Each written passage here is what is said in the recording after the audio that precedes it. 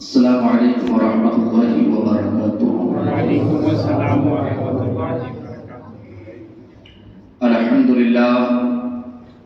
الحمد للہ رب العالمین والعاقبۃ للمتقین والصلاة والسلام علی سید الانبیاء والمرسلین وعلی آلہ واصحابہ الطیبین والطاہرین، اما بعد فأعوذ بالله من الشيطان الرجيم، بسم الله الرحمن الرحيم، إن الله مع الصابرين، آمنت بالله صدق الله ومولانا العظيم وصدق رسوله النبي الأمين المتين المبين الكريم، ونحن على ذلك لمن الشاهدين والشاكرين، والحمد لله رب العالمين۔ پیارے آقا علیہ السلام کے پیارے دیوانوں، آئیے ہم اور آپ سب سے پہلے اپنے اور ساری کائنات کے مرکز عقیدت حضور رحمت عالم نور مجسم سید عالم صلی اللہ تعالی علیہ وسلم کی بارگاہ میں درود و سلام نچھاور کریں اور پڑھیں بآواز بلند، اللہم صل علی سیدنا ومولانا محمد وبارک وسلم، صلاۃ و سلام علیک یا رسول اللہ صلی اللہ علیہ وسلم۔ شاعر نے کہا ہے کہ دشت کربلا کو عرش کا زینہ بنا دیا، دشت کربلا کو عرش کا زینہ بنا دیا، اور جنگل کو مصطفیٰ نے مدینہ بنا دیا، جنگل کو مصطفیٰ کا مدینہ بنا دیا، ہر ذرے کو نجف کا نگینہ بنا دیا، ہر ذرے کو نجف کا نگینہ بنا دیا، اے حسین تو نے مرنے کو جینا بنا دیا، اے حسین تو نے مرنے کو بھی جینا بنا دیا۔ تو اللہ تعالیٰ ارشاد فرماتا ہے کہ بے شک صبر کرنے والوں کے ساتھ تمہارا رب ہے۔ تو واقعی اللہ تبارک و تعالیٰ نے جو فرمایا تھا وہ صبر کر کے دکھایا ہے اہل بیت نے۔ سب سے بڑی قربانی یہی تھی کہ مدینہ چھوٹ گیا، ادھر کے قافلے والے جو مدینے کو چھوڑ آئے وہ بھی صبر کر رہے تھے، اور ادھر مدینے میں جتنے لوگ رہ رہے تھے حضرت صغرا اور دیگر افراد تھے وہ ادھر صبر کر رہے تھے۔ نہیں تو کون چاہتا ہے باپ کو چھوڑنا، کون چاہتا ہے بھائیوں کو چھوڑنا؟ یہ دین اسلام ہی کی خاطر ساری انجمن سجی ہے۔ جب امام حسین پیدا ہوئے تھے، ایک بات بتاؤں تو میرے نبی نے حضرت ام سلمہ کو ایک شیشی دی تھی۔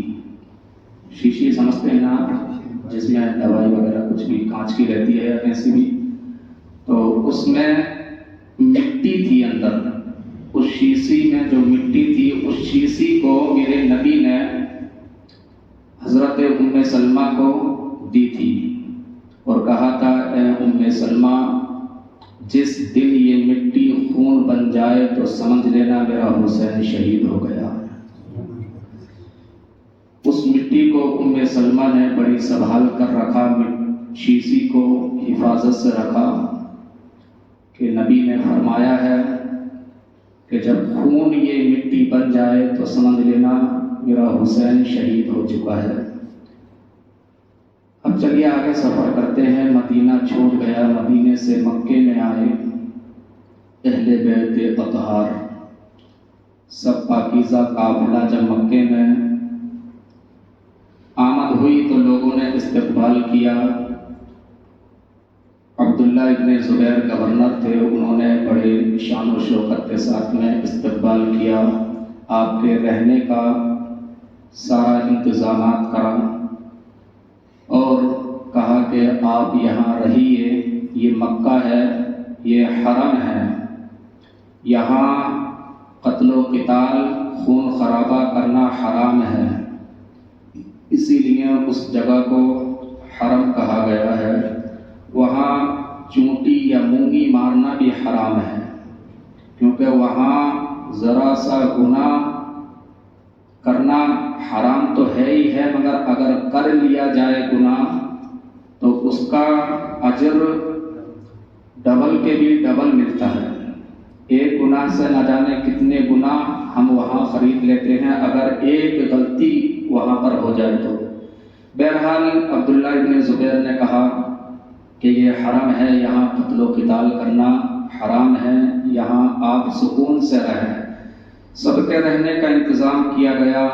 شعبان کا مہینہ گزرا، اس کے بعد رمضان کا مہینہ، آپ سب لوگ وہیں پر رمضان منا رہے تھے۔ جیسے ہی شوال کا مہینہ آیا تو کوفے سے خط آنا شروع ہو گئے، کوفے سے خط آنا شروع ہو گئے۔ کوفیوں کو یہ خبر ہو گئی تھی کہ امام حسین نے یزید کی بیعت کو جھٹلا دیا ہے اور مدینے سے ہجرت کر کے مکہ آ گئے ہیں۔ یہ خبر ہو گئی تھی کوفیوں کو، تو انہوں نے خط لکھا۔ پہلا خط لکھا تو کہا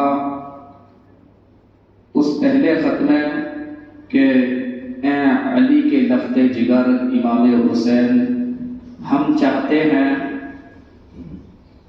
کہ آپ یہاں پر آ جائیں، کیونکہ ایک فاسق و فاجر یزید پلید ہم پر مسلط ہو چکا ہے، تو ہم نہیں چاہتے کہ اس فاسق و فاجر کے ہاتھ پر بیعت کریں۔ ہم یہ چاہتے ہیں کہ آپ یہاں پہ آ جائیں اور ہم سب کوفے والے آپ کے ہاتھوں پر بیعت کر لیں گے۔ یہ پہلے خط میں لکھا تو پہلا خط تو ٹھیک تھا، کیونکہ ہونا بھی چاہیے، اگر ایک ظالم بادشاہ مسلط ہو جائے تو دوسرے کو وہاں جا کے اس کے ظلم کو مٹانا چاہیے۔ جیسے کہ ہمارے معاشرے میں اگر کوئی خرافات ہو جائے تو کوئی عقل و شعور والا انسان اس خرافات کو مٹائے، اگر نہیں مٹائے گا تو قیامت کے دن اس سے سوال کیا جائے گا کہ تیرے شہر میں یہ خرافات ہو رہی تھی اور تو کہاں سویا ہوا تھا۔ تو اسی طریقے سے امام حسین نے سوچا کہ بات تو صحیح ہے، اگر اللہ تعالیٰ، کیونکہ جب مدینے سے آپ آئے تھے تو کوفہ جانے کا ارادہ نہیں تھا آپ کا، مگر رمضان اور شوال کے مہینے میں جب پہلا خط آیا تو پھر سوچنے لگے کہ ہونا بھی چاہیے کہ جب یزید پلید مسلط ہو گیا ہے تو ایسے ظالم بادشاہ کو تو ہٹانا چاہیے تخت نشین سے، اور جب اللہ کی طرف لوگ آ رہے ہیں تو لوگوں کو اللہ کی طرف زیادہ جوڑا جائے۔ یہ سوچا، مگر جو خط آیا تھا اس کو پھر نظر انداز فرما دیا۔ پھر بھی خطوں کی لائن لگ گئی، یعنی ایک دو خط نہیں بلکہ اس خط کے 3 دن بعد میں بتایا جاتا ہے کہ ہزاروں کی تعداد میں خط آئے۔ کچھ روایتوں میں ہے کہ 12,000 خط آئے اور کچھ میں 1500 بھی بتایا گیا۔ بہرحال بہت سارے خط امام حسین کو لکھے کوفیوں نے۔ آخر میں ایک خط ایسا لکھا جس خط کو پڑھ کے امام حسین کو جانا ہی تھا، کیونکہ خط ہی انہوں نے ایسا لکھ دیا تھا۔ خط میں کیا لکھا تھا کہ اے علی کے بیٹے امام حسین، ہم چاہتے ہیں کہ آپ کے ہاتھ پر بیعت کر لیں، مگر آپ نہیں آ رہے ہیں تو مجبوری میں ہمیں یزید کے ہاتھ پر بیعت کرنا پڑے گا، اور قیامت کے دن جب اللہ تبارک و تعالی ہم سے پوچھے گا کہ تم نے یزید کی بیعت کیوں کی، یزید کے قانون کو تم نے فالو کیوں کیا، یزید کے ساتھ تم ظلم میں شریک کیوں ہوئے، تو ہم اللہ سے کہہ دیں گے کہ ہم نے تو تیرے حبیب کے نواسے کو بلایا تھا، ایک خط نہیں بلکہ بہت سارے خط ہم نے ان کو لکھے تھے، مگر تیرے حبیب کا نواسا امام حسین نہیں آیا تو مجبوری میں ہم نے یزید کے ہاتھ پر بیعت کی۔ جب یہ آخری خط امام حسین نے پڑھا تو پھر تو آپ کا حجت بن گیا جانا، کیونکہ لوگ اتنا بلا رہے ہیں، محبتیں ہیں، اتنے خط آئے ہیں، سب میں مہر لگی ہوئی ہے، سب بڑے بڑے دانشور لوگوں کی ان پر دستخط تھی، اور آخر میں پھر یہ اس طریقے سے ایموشنل کرنے کے لیے خط، آخری خط ایسا بھیج دیا جس پر کہ امام حسین کو حجت ہو گئی کہ اب تو جانا ہی ہے، ضروری ہو گیا، کیونکہ جسے دین کا درد ہوتا ہے، دین کی اہمیت اور عظمت اس انسان سے پوچھو۔ دین کا درد ہمیں کیا پتہ دین و اسلام کیا ہے۔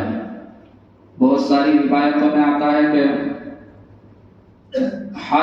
حج کے ایام نزدیک تھے، تو جب یہ خطوں کا سلسلہ شروع ہوا تو آپ نے، کچھ روایتوں میں ہے کہ حج کیا تھا، کچھ میں ہے کہ نہیں کیا تھا، آپ نے حج عمرہ کیا، اس کے بعد میں آپ نے آخر میں فیصلہ کر دیا کہ اب جانا ہی ہے کوفہ۔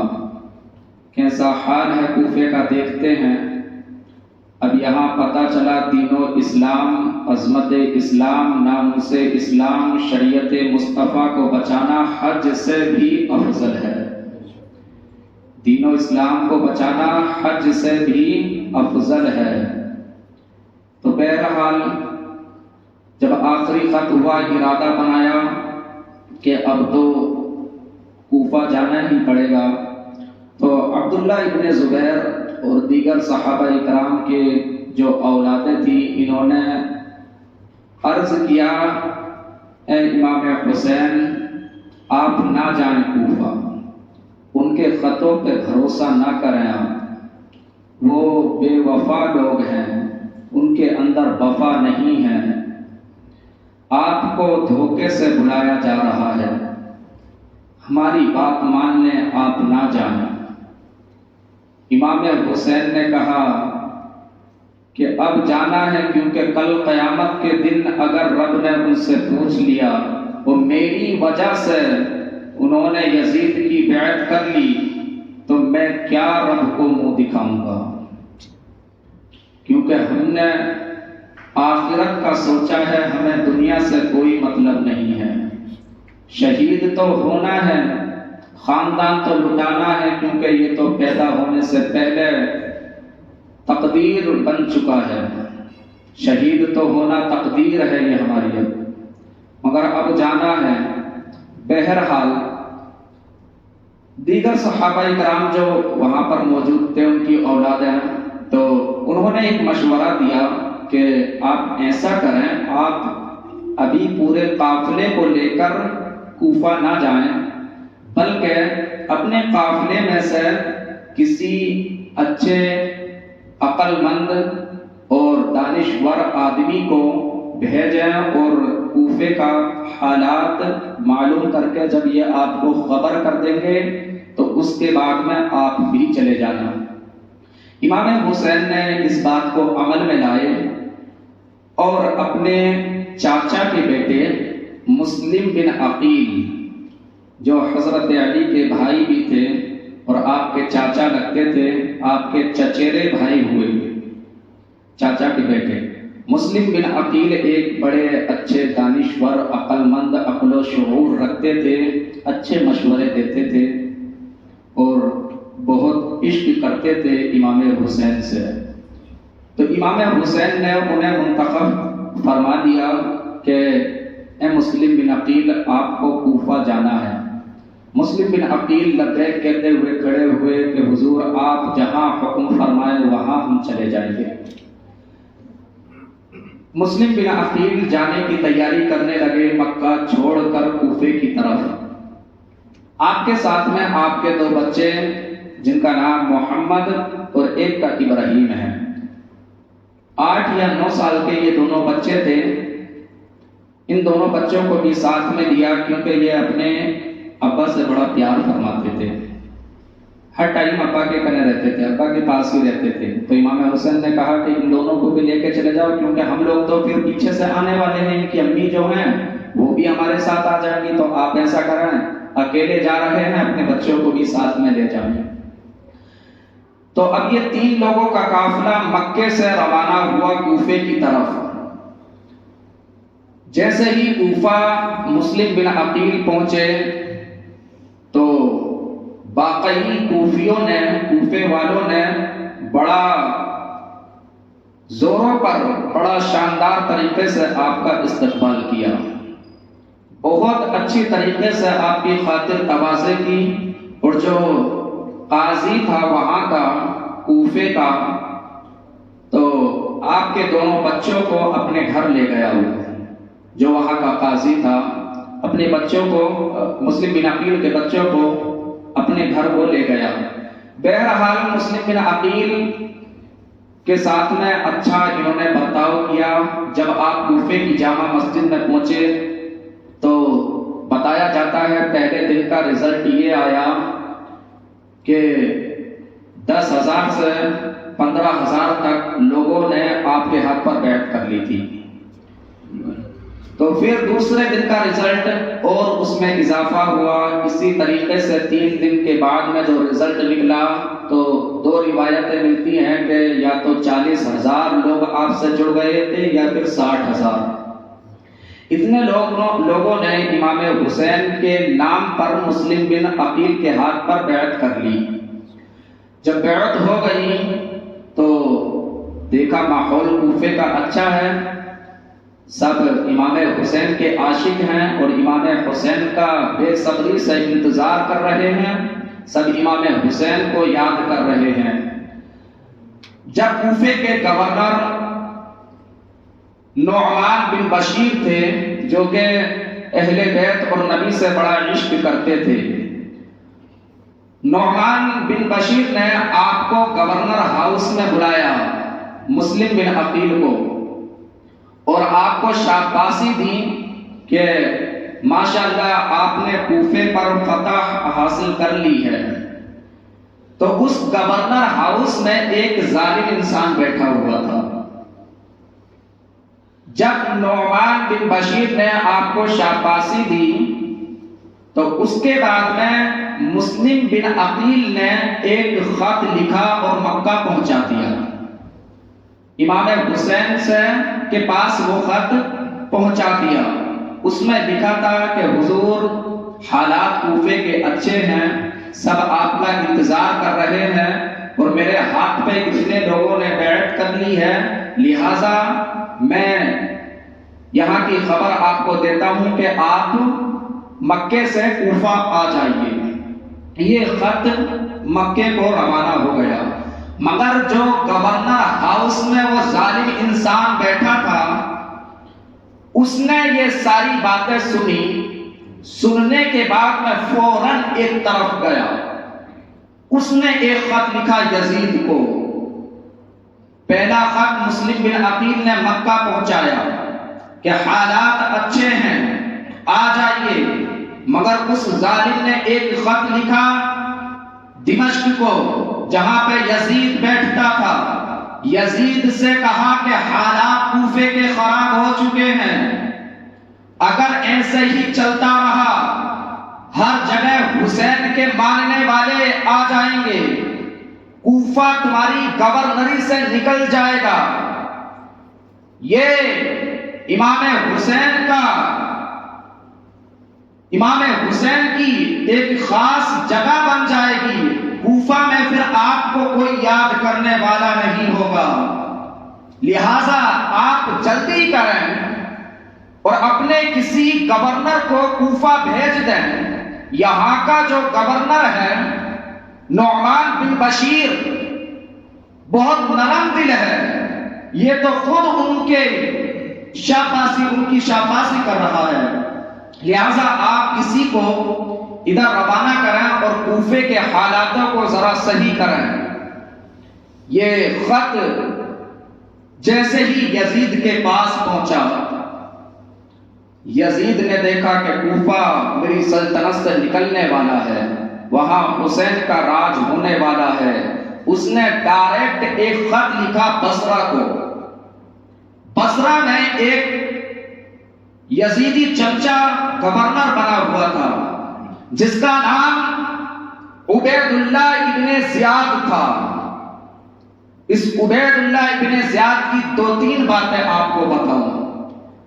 یہ عبید اللہ ابن زیاد اتنا بے رحم انسان تھا، اتنا ظالم انسان تھا، جو اس کی بات نہیں مانتا اس کا سر قلم کر دیتا۔ اور اس کی سب سے بڑی جو خصلت تاریخ میں بیان کی گئی ہے وہ یہ ہے کہ یہ بلد الزنا تھا، زنا سے پیدا ہوا تھا۔ تو اب جو زنا سے پیدا ہو وہ انسان کبھی رحم کرنے والا بن سکتا ہے؟ کبھی نہیں بن سکتا۔ اب یزید نے خط لکھا اس عبید اللہ ابن زیاد کو کہ آپ بصرہ کی گورنری کو چھوڑیں اور فوراً آپ کوفہ پہنچ جائیں، کوفہ میں فلاں معاملات ہو رہے ہیں، لہذا آپ جلد جائیں اور وہاں کے گورنر کو معزول کریں اور آپ اس تخت نشین ہو جائیں، وہاں تخت پر آپ بیٹھ جائیں۔ تو جیسے ہی یزید کا خط عبید اللہ ابن زیاد کے پاس آیا، اس نے بصرہ سے کوفے کی طرف سفر روانہ کیا، کچھ ساتھیوں کو لیا اور اپنی سواری پہ سوار ہو کے کوفے کی طرف آنے لگا۔ جب کوفہ آ رہا تھا تو اس راستے سے آیا جو مکہ سے آ رہا تھا۔ اچھا لباس اس نے پہنا، حجازی لباس، جیسے اللہ کے نیک بندے لباس پہنتے ہیں، پورا جبہ پہنا اور صافہ باندھا اور منہ سے ایک بھاٹا لگایا، جیسے صافے کی یہ ہو جائے تو منہ کو اس طریقے سے ڈھانپ لیا اس نے تاکہ اسے کوئی پہچان نہ سکے یہ عبید اللہ ابن زیاد ہے۔ مکے کے راستے سے کوفے کی سرزمین پر جب آیا تو کوفے والے تو بے صبری سے انتظار کر رہے تھے کس کا؟ امام حسین کا۔ تو کوفے والوں کو کیا پتا کہ یہ آنے والا کون ہے، وہ تو سمجھ بیٹھے کہ امام حسین آ چکے ہیں، امام حسین کوفے میں آ چکے ہیں۔ اچھے سے استقبال کیا کوفیوں نے، نعرے لگائے اور بڑی واہ واہ کر کے گورنر ہاؤس کی طرف لے کے گئے۔ جب گورنر ہاؤس میں یہ پہنچا عبید اللہ ابن زیاد، جب بھی اس نے اپنا چہرہ کسی کو نہیں دکھایا۔ اگر اس وقت یہ چہرہ دکھاتا تو کوفے والے اسے سلامت نہیں چھوڑتے، کیونکہ کوفے والے اس کی حرکتوں سے پہلے ہی واقف تھے۔ بہرحال اس نے کیا کیا؟ نعمان بن بشیر کو معزول کیا، خود اس تخت پہ بیٹھ گیا اور جو کوفے کے بڑے بڑے لوگ تھے، لیڈر لوگ تھے، ان لوگوں کو گرفتار کیا۔ تقریباً 12 یا 10 لوگوں کو اس نے گرفتار کر لیا، قید خانے میں بند کر دیا۔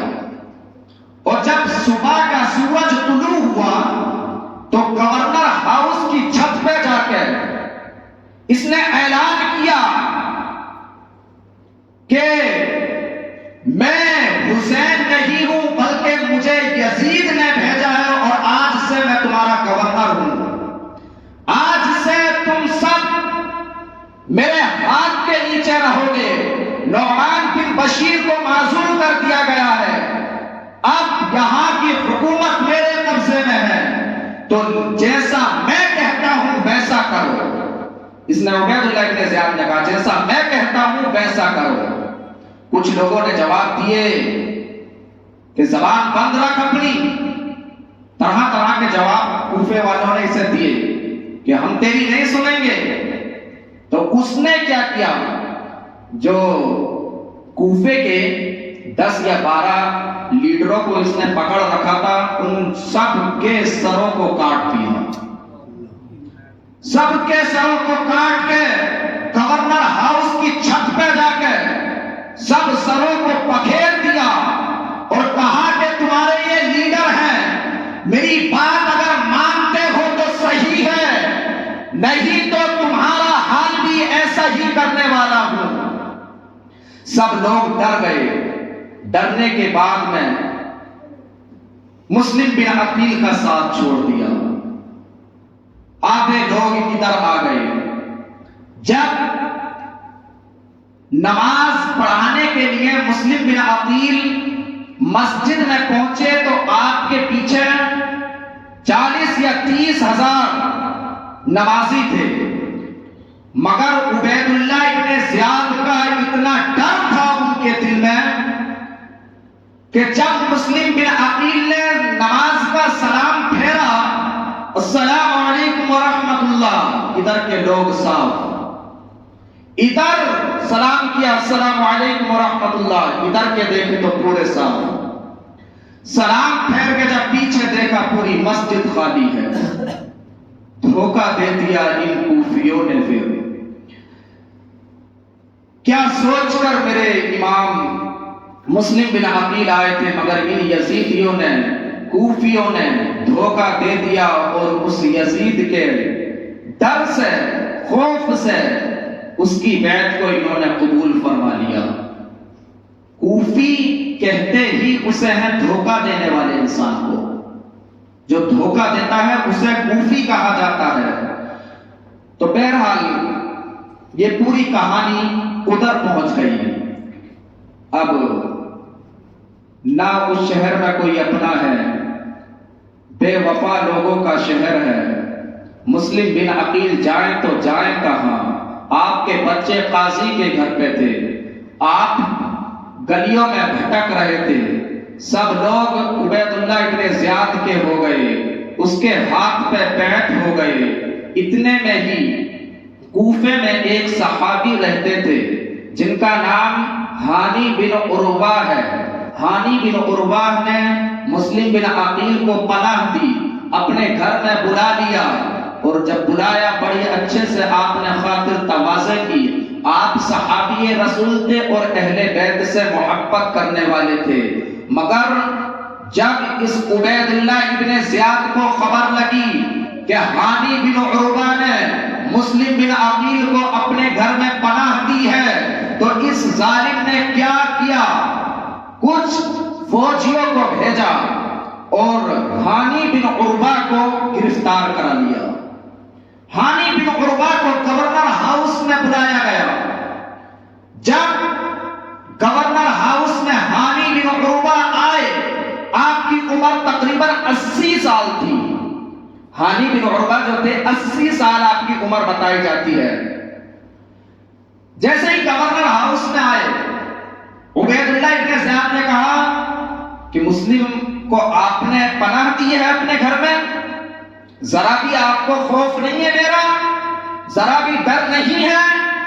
تو ان 80 سال کے ہانی بن عروہ نے کہا کہ اے عبید اللہ بلد السنا، اپنی زبان کو بند رکھ، تیرا ڈر میرے دل میں ہو سکتا ہے، میرے دل میں تیرا خوف نہیں ہے، جان لینا ہے لے لے، جو چاہے وہ لے لے، مگر میں تجھ سے ڈر کر نبی کے خاندان والوں کو راستوں پر بھٹکتا ہوا نہیں دیکھ سکتا۔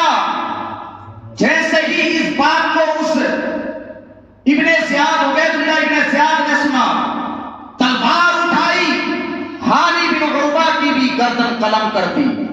انا للہ و انا الیہ راجعون۔ وہاں پر ان کی لاش کو سب کو دکھایا گیا کہ جس نے مسلم بن عقیل کو پناہ دی ہے اس کو بھی قتل کر دیا جائے گا۔ آپ کا مزار کوفے میں بھی موجود ہے، ہانی بن عروہ کا۔ پھر آگے کیا؟ مسلم بن عقیل کو خبر لگی کہ ہانی بن عروہ کو بھی اس ظالم نے قتل کر دیا ہے۔ اب مسلم بن عقیل ان کے گھر سے نکلے راستوں پر آئے تو راستے پر ایک گھر تھا جو ایک عورت اس گھر میں رہتی تھی اور ایک اس کا بچہ رہتا تھا. تو جو عورت رہتی تھی اس کا نام توآ ہے. توآ نام کی وہ عورت تھی. اس عورت نے دیکھا مسلم بن عقیل آ رہے ہیں. آپ نے فوراً اپنے گھر میں بلا لیا اور کہا کہ میں نبی سے بڑا پیار کرتی ہوں اور آپ مسلم بن عقیل ہیں نا, علی کے خاندان والے ہیں نا, میں اہل بیت سے بڑا عشق کرتی ہوں. آپ کو راستوں پر بھٹکتے ہوئے جب میں نے دیکھا میرا دل گوارا نہیں کر رہا تھا کہ آپ اسی طریقے سے اس انجان شہر میں بھٹکتے رہیں, اس لیے میں نے آپ کو اپنے گھر بلا لیا. اب توآ نامی عورت جو تھی اس نے تو آپ کو پناہ دی, مگر جو اس عورت کا لڑکا تھا وہ عبید اللہ ابن زیاد کے ہاتھوں پہ بک چکا تھا. عبید اللہ ابن زیاد کے گروپ میں شامل ہو چکا تھا. اس نے جب اپنے گھر میں مسلم بن عقیل کو دیکھا تو چپ چاپ گیا گورنر ہاؤس اور عبید اللہ ابن زیاد کو خبر کر دی کہ مسلم بن عقیل ایسے ایسے ہمارے گھر پہ ہیں, لہذا آپ انہیں گرفتار کرا سکتے ہیں. عبید اللہ ابن زیاد نے کچھ فوجیوں کو تقریباً 15 سے 20 فوجیوں کو تلوار لے کر توآ نامی عورت کے مکان پر بھیج دیا کہ مسلم بن عقیل کو گرفتار کر کے لانا ہے. اللہ اکبر. یہ 15 یا 20 لوگ تلوار لے کے توآ نامی عورت کے مکان پہ پہنچ جاتے ہیں اور پوچھا کہ کہاں ہے مسلم بن عقیل. تو مسلم بن عقیل ایک روم میں آرام فرما رہے تھے کہ وہ روم میں آرام کر رہے ہیں کہ نکالا جائے. نکال کے باہر آئے. آپ جب باہر تشریف لاتے ہیں تو ڈائریکٹ ان لوگوں نے آپ پر وار کیا, ڈائریکٹ وار کیا. وہاں ایک طرف کوئی تلوار پڑی ہوئی تھی, آپ نے بھی اٹھائی اور آپ نے بھی ان پہ وار کر دیا. حسینی قافلے میں جتنے لوگ آئے تھے کوئی بھی بغیر کسی کو مارے ہوئے شہید ہوا ہی نہیں تھا. انہوں نے تلوار اٹھائی اور وار کرنا ان پہ شروع کر دیا. کسی کے ہاتھ کٹے, کسی کے پاؤں کٹے, کسی کا پیٹ پھٹا, مگر جب آخر میں ان میں سے ایک فوجی کی تلوار کی ذرا سی نوک مسلم بن عقیل کے ہونٹ پر لگی, ہونٹ کٹ گیا. اب آپ مجبور ہو گئے کہ کیا چاہتے ہو کہ عبید اللہ ابن زیاد نے آپ کو بلایا ہے اور آپ کو چلنا ہے کہ نہیں, میں عبید اللہ کے سامنے جانے کے لیے تیار نہیں ہوں, لہذا میں یہ چاہتا ہوں کہ میں مکہ واپس جا رہا ہوں اور میرے قافلے والے آنے والے ہیں, ان کو بھی خبر کرنی ہے کہ مکہ اب نہ آئیں. تو میں کوئی ضد و بحث نہیں کرنا چاہتا, اس کے سامنے میں نہیں جا رہا, لہذا میں مکہ جا رہا ہوں. تو مگر ان ظالموں نے زبردستی آپ کو پکڑا اور لے جانے لگے. اس سے پہلے توآ نامی عورت سے کہا آپ نے کہ پیاس بڑی شدت کی لگی ہے, کیا پانی مل جائے گا. تو توآ نامی عورت نے ایک پیالے میں آپ کو پانی دیا. جیسے ہی آپ نے پانی کو منہ کے قریب کیا, جو آپ کا ہونٹ کٹ گیا تھا اس سے خون نکلا, اس پانی میں گر گیا, پانی ناپاک ہو گیا, پانی کو پھینک دیا گیا. پھر توآ نامی عورت نے پھر آپ کو ایک کٹورے میں پانی دیا, تو پھر اس میں خون گرا, پھر پھینک دیا پانی.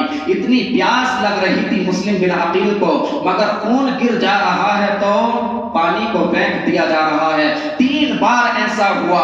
توآ نامی عورت نے کہا کہ آپ کے لیے عذر ہے, آپ پی سکتے ہیں, آپ پی سکتے ہیں پانی, آپ کا یہ عذر ہے, آپ کے لیے جائز ہے یہ پانی.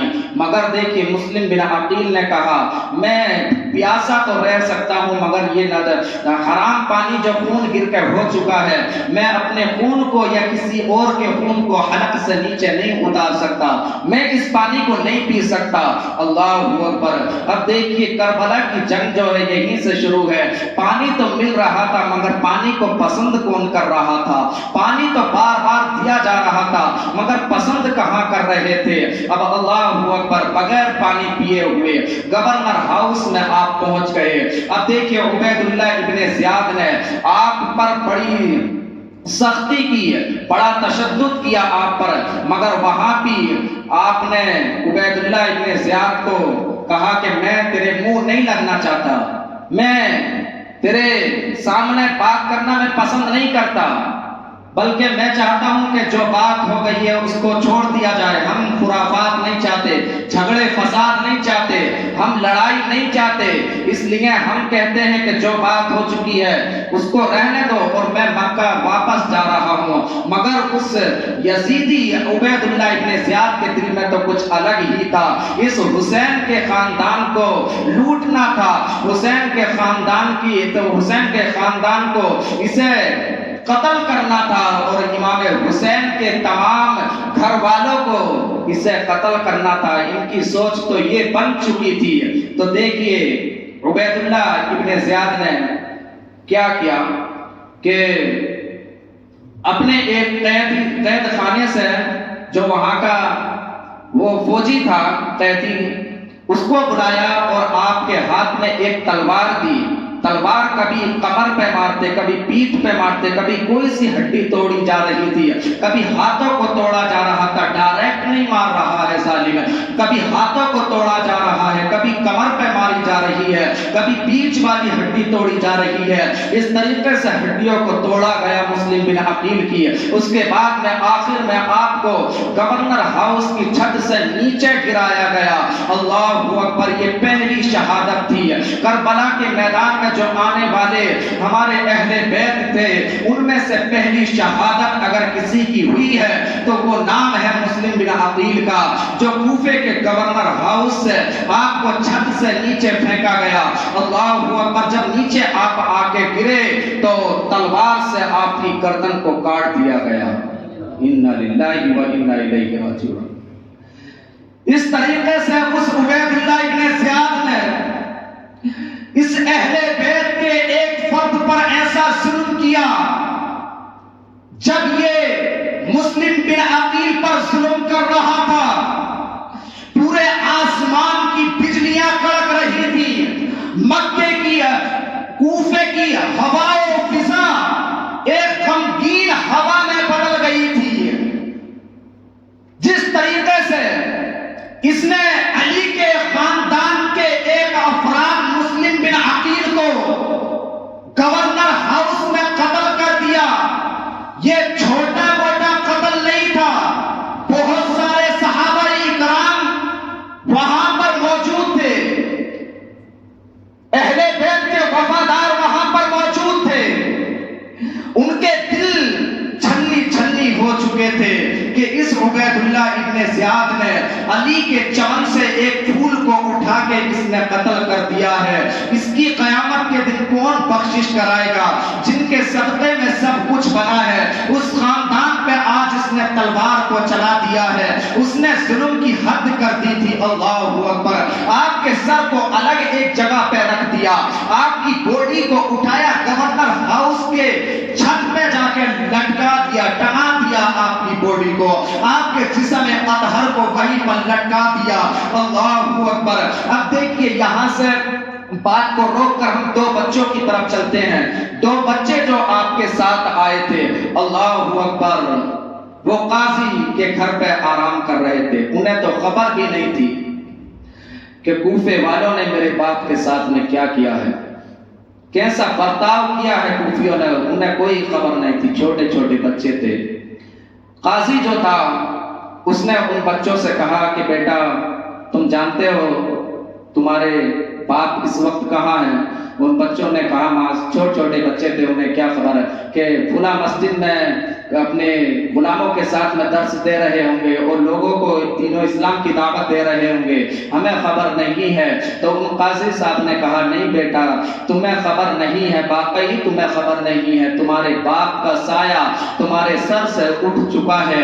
اللہ اکبر! ان بچوں نے جیسے ہی دیکھا کہ میرے باپ کا سایہ ہمارے سر سے اٹھ چکا ہے، انہوں نے سنا ہے، ان کی ایک چیخ نکلی، آپ رونے لگے، بے قرار ہو گئے، بے تاب ہو گئے۔ اللہ اکبر! اس شہر میں تو کوئی ہے بھی نہیں جو ہماری سرپرستی کا حق ادا کرے گا، ہم تو جس کے ساتھ آئے تھے اس باپ کے سائے کو انہوں نے چھین لیا ہے۔ اللہ اکبر! اب دیکھیے ان قاضی صاحب نے کیا کیا کہ آپ کے دونوں بچوں کے ہاتھ پکڑے اور ہاتھ پکڑ کے کہا کہ بیٹا یہ راستہ مکہ جا رہا ہے، میں تمہیں کوفے کی سرحد سے باہر کر دیتا ہوں، یہ کوفے سے راستہ مکہ جا رہا ہے، آپ دونوں بچے چلے جاؤ، مکہ چلے جاؤ، اپنی خیریت چاہتے ہو تو۔ قسم خدا کی وہ بھی ایک وفادار اہل بیت تھا قاضی، اس نے اچھا چاہا مگر خدا کو تو منظور ہی کچھ اور تھا۔ یہ بچے چھوٹے چھوٹے بچے کہاں مکہ کا راستہ انہوں نے دیکھا ہوگا، کوئی سواری بھی نہیں ہے، کوئی ساتھ میں بھی نہیں ہے۔ 8-9 سال کے بچے کی حیثیت ہی کتنی ہوتی ہے، یہاں سے بیل گاؤں بھیجو تو جانے کے لیے تیار نہیں ہوگا، کوئی الگ شہر میں بھیجو تو جانے کے لیے تیار نہیں ہوگا۔ آج تو سواریاں ہیں، آج تو بسیں ہیں، ہر چیز ہے، مگر اس زمانے میں تو کچھ بھی نہیں تھا، ہر طرف بیابان جنگل تھا، جانوروں کا ڈر خطرہ رہتا تھا۔ ایسے میں بچے کہاں جاتے، کبھی چلتے کبھی بیٹھ جاتے، کبھی چلتے کبھی بیٹھ جاتے، آپ کے پاؤں میں کبھی کانٹے چبھتے تھے۔ اللہ اکبر! یہ دونوں بچے پوری رات چلتے رہے مگر جب دیکھا صبح میں تو وہی کوفے کی سرحد پہ ہی تھے، ابھی کوفے کی سرحد پہ ہی تھے۔ اب عبید اللہ ابن زیاد نے گورنر ہاؤس میں اعلان کیا کہ مسلم بن عقیل تو اس دنیا سے جا چکے ہیں، مگر ان کے ساتھ میں جو 2 بچے آئے تھے وہ بچے کہاں ہیں، انہیں حاضر کیا جائے۔ اس کے سپاہی نکلے، کوفے کی سرحدوں پہ دیکھا تو ایک طرف وہ دونوں بچے بیٹھے ہوئے تھے، گرفتار کر لیا گیا، چھوٹے چھوٹے بچے ہیں، گورنر ہاؤس میں لایا گیا۔ اللہ اکبر! ان دونوں بچوں کو ایک جیل میں بند کر دیا۔ ارے یہ دونوں کیا بچے ہیں، انہوں نے کبھی جیل کا نام نہیں سنا، تو نے قیدی بنا لیا، قید میں ان کو بند کر دیا ہے، تو نے کتنا ظلم کیا ہے، ان چھوٹے چھوٹے بچوں کو تو چھوڑ دیتا۔ قسم خدا کی اس نے ظلم کی انتہا کر دی، اس نے ساری حدوں کو توڑ دیا، ان بچوں کے ساتھ میں ایسا اس نے سلوک کیا، آگے معلوم پڑے گا۔ اس نے قید میں ان کو بند کر دیا، اور جو قید کا مالک تھا، جو قید کا کھولنے اور بند کرنے والا دروگا جو تھا، تو وہ ایک اہل بیت سے محبت کرنے والا تھا، اس کا نام تھا مشکور، بڑا اہل بیت سے محبت کرتا تھا۔ ان بچوں کو جب قید میں دیکھا، اس کمرے میں بند ہوا دیکھا تو اس کو رحم آ گیا، اس کی آنکھوں سے آنسو نکلنے لگے کہ ان بچوں کی کیا غلطی ہے، ان بچوں نے کون سی خطا کی ہے، مسلم بن عقیل کو تو نے شہید کر دیا، خیر تیرا وہ کام تھا، مگر ان بچوں نے کون سا ایسا تیرا کام بگاڑا ہے، انہوں نے تو کوئی بھی تبلیغ نہیں کی ہے، انہیں تو معلوم بھی نہیں ہے کہ کیا چل رہا ہے کوفے میں، ان بچوں کو تو کسی بات کا بھی علم نہیں ہے، مگر ان بچوں کو کیوں قیدی بنا لیا گیا ہے۔ وہ خوبصورت چہرے تھے، وہ حسین و جمیل یہ دونوں بچے تھے، ایسا لگتا تھا جیسے ان کے چہرے سے ایک خوشبو نکل رہی ہو اور اپنے درخت سے گلاب کا پھول کھل رہا ہو، ان کے ایسے چہرے تھے، ہونٹ دیکھو تو لال لال ہے، سرخ رخسار ہیں، ان کے گال ہیں، بڑے اچھے یہ اہل بیت کے بچے تھے۔ قسم خدا کی ایسی نرم ان کی چمڑی تھی، ابھی بچپنے کا زمانہ تھا، بچپنے میں بچہ کتنا حسین لگتا ہے، کتنا خوبصورت لگتا ہے، پھر ان بچوں کا عالم کیا ہوگا جو بچے اہل بیت کے گھر سے پلے بڑے ہو، اہل بیت میں جن کی پیدائش ہوئی ہو، جو علی کے گھر میں پرورش پائی ہو، ان بچوں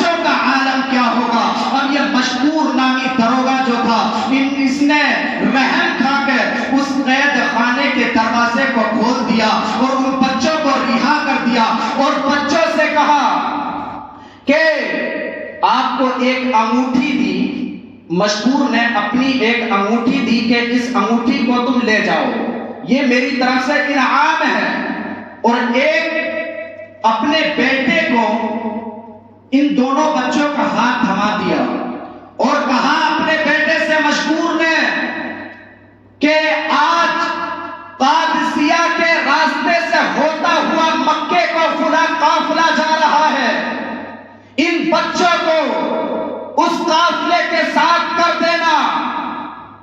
وہ مشکور کا بیٹا بھی اہل بیت کا وفادار تھا، اس لڑکے نے ان بچوں کے ہاتھ پکڑے، بڑا پیار کر رہا تھا ان سے، جاتے جاتے کوفے سے ایک دور قافلہ جا رہا تھا، یہ لڑکا وہاں تک جا نہیں سکتا، ان بچوں کو اشارے سے بتایا وہ قافلہ قادسیہ کے راستے ہوتا ہوا مکہ جا رہا ہے، دونوں دوڑتے ہوئے جاؤ، اس قافلے میں شامل ہو جاؤ، اگر اس قافلے سے میں آپ شامل ہو گئے تو آپ مکہ پہنچ جائیں گے۔ مگر دیکھیے خدا کو کچھ اور ہی منظور تھا، یہ بچے دوڑنے لگے، جب دوڑنے لگے ایک بچے کے پاؤں میں کانٹا چبھا، دوسرے بچے نے اسے پکڑ کے اٹھایا کہ بھائی کیا ہو گیا ہے، اتنے میں ہی کانٹا پاؤں سے نکالا گیا، پھر دوسرے بچے کے پاؤں میں کانٹا لگا، اللہ اکبر، شام کا وقت تھا، رات گزر رہی ہے، رات کا ایک پہر گزر چکا ہے، سو گئے دونوں بچے وہی راستے میں، کبھی ادھر گر رہے ہیں، کبھی ادھر اٹھ کے بیٹھ رہے ہیں، کبھی ادھر لیٹ رہے ہیں، ارے دونوں بچے ہیں راستے میں سو رہے ہیں، دونوں بچے ہیں جنگل کے راستے میں سو رہے ہیں، نہ جانور کا ڈر ہے، نہ پرندوں چرند کا ڈر ہے، نہ کسی اور چیز کا اور مخلوق کا ڈر ہے، یہ بچے سو رہے ہیں، جب فجر کی اذان ہوتی ہے یہ بیدار ہو جاتے ہیں، اللہ اکبر، جب انہوں نے صبح کا سورج دیکھا تو یہ بچے اسی کوفے کی سرحدوں پر تھے، کوفے کی سرحدوں پر تھے، جو وہاں ایک درخت تھا، اس درخت کے نیچے آپ بیٹھ گئے، دونوں بچے تھک گئے تھے، اب جو نہر فرات تھی، پانی چلتی ہوئی نہر فرات جس کو کہا جاتا، وہ نہر بھی وہیں پر تھی، اس کی ایک طرف وہ درخت تھا، اس کے نیچے بچے، ادھر نہر فرات ہے۔ اب صبح جب ہوئی، ایک بوڑھی خاتون پانی بھرنے کے لیے نہر فرات کی طرف آ رہی تھی، اللہ اکبر، جب ان بچوں نے اس عورت کو دیکھا، اس خاتون کو دیکھا، اپنے چہرے کو چھپانے لگے کہ کوفی ہے، کوفے کی رہنے والی ہے، نہ جانے پھر ہمیں گرفتار کر لیا جائے گا، کوفیوں سے بھروسہ اٹھ چکا تھا، انجان شہر نے پوری وفاؤں کو پائمال کر دیا، بھلا دیا، جو وفاؤں کے جوہر دکھائے تھے بے وفا ہو گئے، سب نے ساتھ چھوڑ دیا، کوئی اپنا نہیں رہا اس کوفے میں، سب بدل گئے ہیں، سب نے دھوکہ دے دیا ہے، اس لیے اپنے بچے اپنے چہرے کو اس عورت سے چھپا رہے ہیں، مگر اس عورت نے پانی بھرا، پانی بھرنے کے بعد میں بچوں کے قریب آئی، اور قریب آنے کے بعد میں پوچھا، اے میرے پیارے بچوں، تم کہاں سے آئے ہو، تمہارے باپ کا نام کیا ہے اور یہاں کیا کر رہے ہو؟ تو ان بچوں میں سے بڑے نے، ابراہیم نے جواب دیا، محمد نے جواب دیا کہ اے خاتون، ہم سے تو مت پوچھے ہم کون ہیں، ہم کہاں سے آئے ہیں، تجھے اپنا کام کرنا ہے کر اور جا، ہماری خبر مت لے، اس کوفے کے تمام لوگوں سے میرا بھروسہ اٹھ چکا ہے، نہ جانے کون کب طغا کر دے، نہ جانے کب کون ہمیں عبید اللہ کے حوالے کر دے، نہ جانے کون ہمیں پکڑ کے وہاں لے جائے، کسی پہ بھروسہ نہیں رہا ہے، کسی پہ اب ہمارا یقین نہیں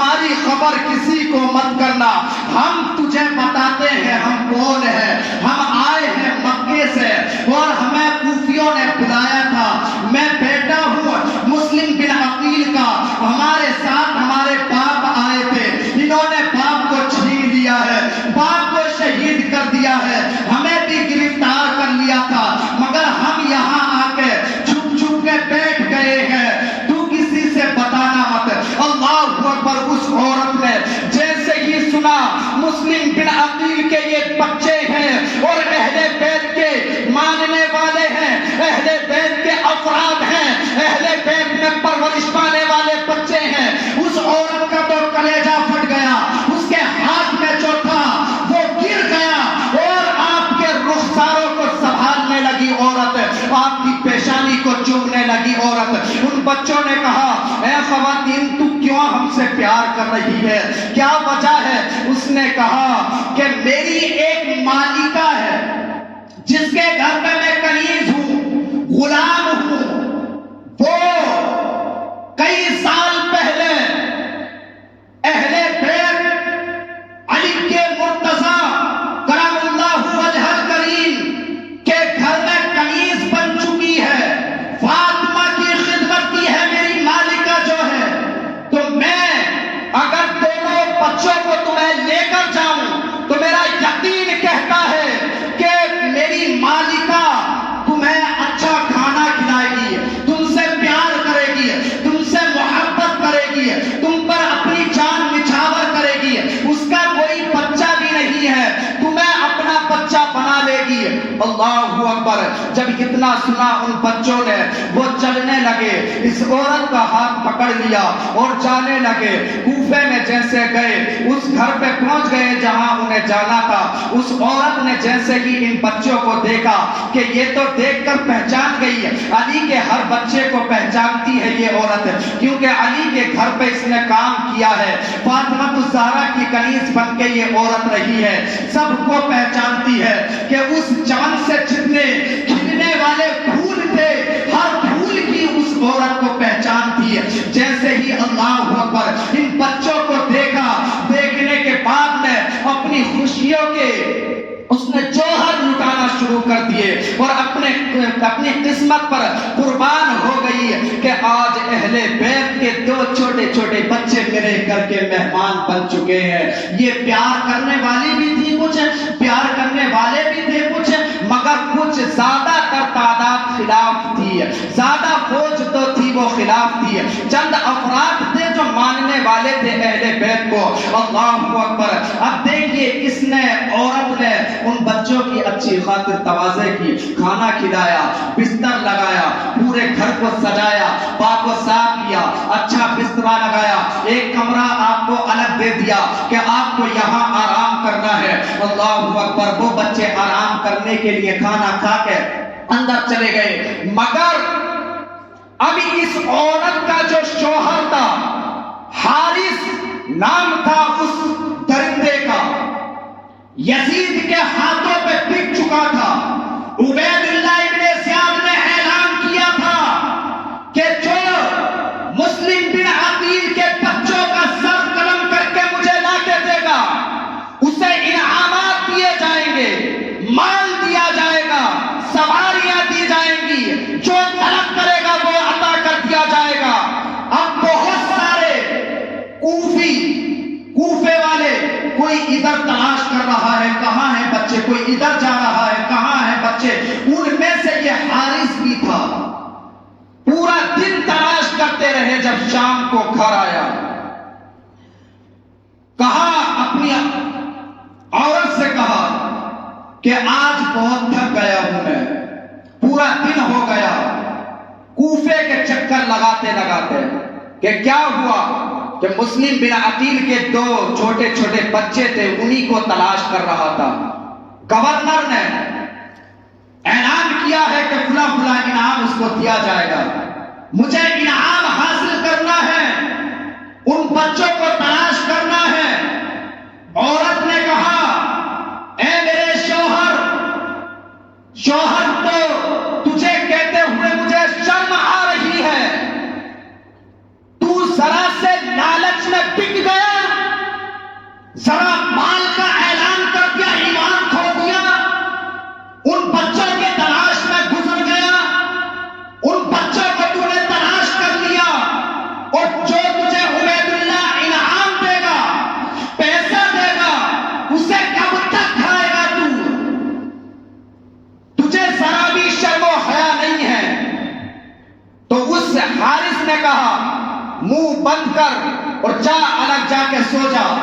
اب یہ جب اپنے بستر پہ گیا، رات کو بچوں نے ایک خواب دیکھا، اور خواب جب دیکھا دونوں رونے لگے۔ جب آپ کی آواز دونوں بچوں کی روم کے باہر آئی تو اس حارث کے کانوں میں جب آواز پہنچی، یہ ایک دم گھبرا کے اٹھا اور سب طرف دیکھنے لگا کہ کون بچے ہیں۔ بیوی نے دور سے آواز لگائی کہ ہوں گے کوئی پڑوس کے بچے ہوں گے، کہ نہیں میرے گھر سے آواز آئی ہے۔ کون ہے؟ جس طرف سے آواز آئی یہ حارث رات میں ادھر ہی جانے لگا۔ جیسے ہی اس کمرے کا دروازہ کھولا گیا، قسم خدا کی اس گھر میں، اس روم میں، اس کمرے میں دونوں پھول بیٹھے ہوئے تھے، ایک دوسرے کے گلے سے لگے ہوئے تھے، آنکھوں سے آنسوؤں کے سیلاب جاری تھے، رو رہے تھے، باتیں کر رہے تھے۔ کیا باتیں چل رہی تھی؟ دونوں بھائی اٹھے گھبرا کے، اور ایک بھائی دوسرے بھائی سے کہنے لگا کہ میں نے خواب دیکھا ہے۔ کہ کیا خواب دیکھا ہے؟ کہ ہمارے باپ مسلم بن عقیل میرے خواب میں آئے ہیں اور کہا ہے کہ بیٹا تمہیں بھی بہت جلد میرے پاس بھیج دیا جائے گا، میں تمہارا انتظار کر رہا ہوں، اور فلاں فلاں طریقے سے مجھے یہاں کے کوفیوں نے قتل کر دیا ہے، مجھے شہید کر دیا ہے، میں تمہارا بھی انتظار کر رہا ہوں۔ دوسرا بھائی کہنے لگا بھائی میں نے بھی یہی چیز دیکھا ہے، میں نے بھی یہی خواب دیکھا ہے، ابا جان آئے تھے خواب میں، وہ کہہ رہے کہ بہت جلدی آپ کو بھی بلا لیا جائے گا۔ اس حارث نے ان بچوں کے ہاتھوں کو پکڑا، ان نرم نرم چمڑی والے کناریوں کو پکڑا بڑی مضبوطی کے ساتھ میں، اللہ اکبر، کمرے سے باہر گھسیٹتا ہوا لایا۔ ان بچوں پر کس طریقے سے ظلم ہو رہا ہے، اللہ اکبر، گھسیٹتا ہوا لایا۔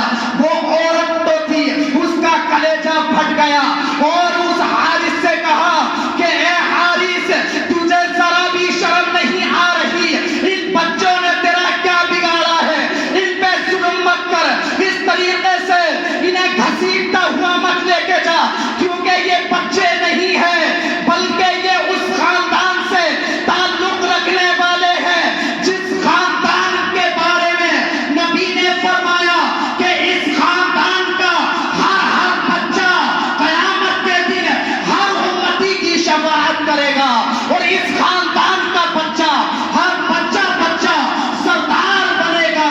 قسم خدا کی یہ پاکیزہ گھرانے کے بچے ہیں، علی کے گھر کے بچے ہیں، فاطمہ کے گھر کے بچے ہیں، مسلم بن عقیل کے چھوٹے چھوٹے لختے جگر ہیں، یہ اپنی ماں کے نور نظر ہیں۔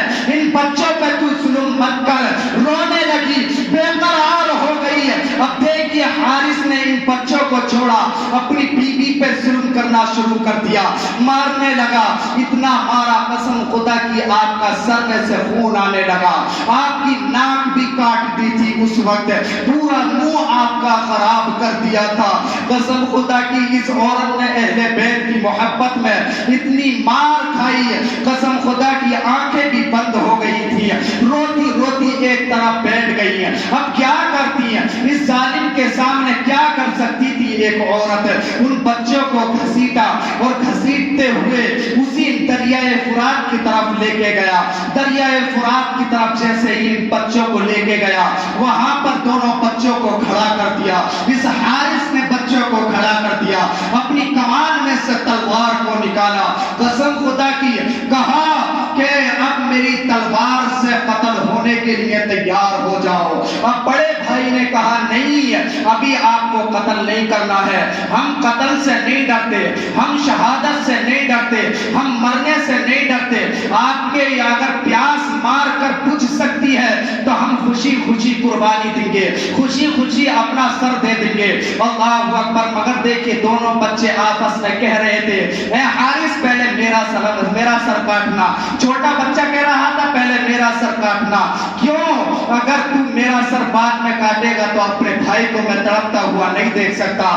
بڑے بھائی نے کہا نہیں, پہلے سر میرا کٹے گا, میں چھوٹے بھائی کو اس کا سر کٹتے ہوئے نہیں دیکھ سکتا. اللہ اکبر. دونوں بھائیوں میں یہ پیار کی باتیں چل رہی تھی, ایک دوسرے کو دیکھنے کے لیے تیار نہیں تھا. مگر اس ظالم نے تلوار کو نکالا, اور تلوار نکالنے کے بعد میں ایسا فائر کیا کہ دونوں سروں کو ایک ساتھ میں قتل کر دیا. انا للہ و انا الیہ راجعون. دونوں بچوں کو شہید کر دیا اس نے ذرا سے لعنت کے لیے. چھوٹے چھوٹے بچوں کیا قیامت کے دن یہ چہرہ دکھائیں گے خدا کو. اس چمن کے پھولوں کو اس نے اجاڑ دیا, بے وفاؤں کے شہر نے ان کی جوانی کا بچپنا چھین لیا. باپ کا سایہ اٹھ گیا. مکے کو بھی خبر نہیں کی گئی کہ قافلہ رک جاتا. وہاں کے قافلے والا کو معلوم تھا کوفے کا حال اچھا ہوگا.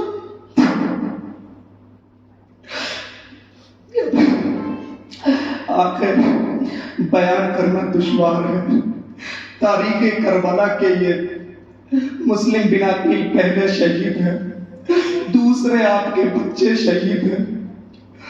کربلا بڑی دردناک داستان ہے, قسم خدا کی بیان کرنے سے سینہ چلنی ہو جاتا ہے.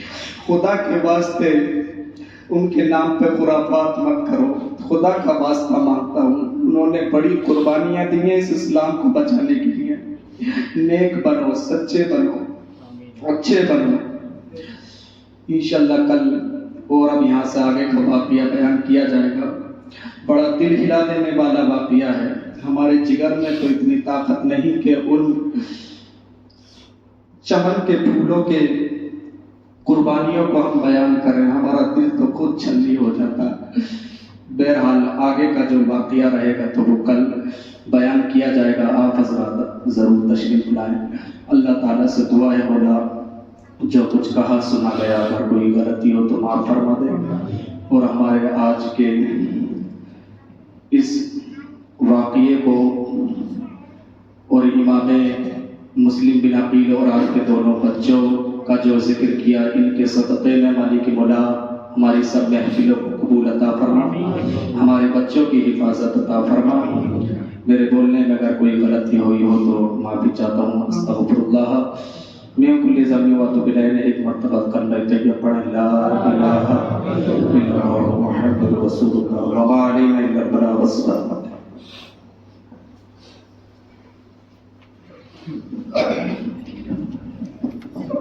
مصطفیٰ جانے رہے